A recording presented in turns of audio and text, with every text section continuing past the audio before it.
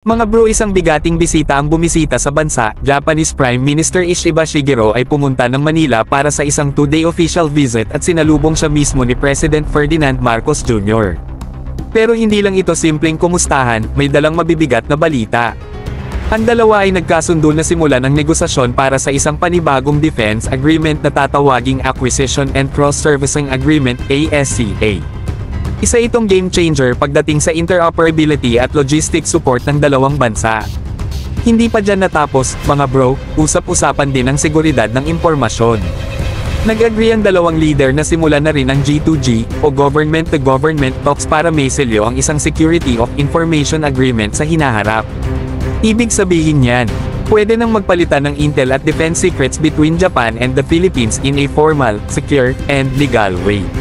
Parang level up na bonding ng magkakamping handang magsabayan sa battlefield kung sakali. At syempre, hindi kumpleto ang usapan kung walang banat sa mga pasaway. Parehong nanindigan sina PM Ishiba at PBBM na tutol sila sa kahit anong tangka na baguhin ang status quo sa East at South China Sea gamit ang dahas o pananakot. Hindi nila binanggit kung sino, pero alam na natin kung sinong tinutukoy, mga bro. Clue, nagpapadala ng barko at ng babangga sa WPS.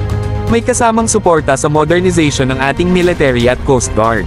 Ipagpapatuloy nila ang Official Security Assistance, o OSA, para sa AFP, at Official Development Assistance, o ODA, para sa Philippine Coast Guard.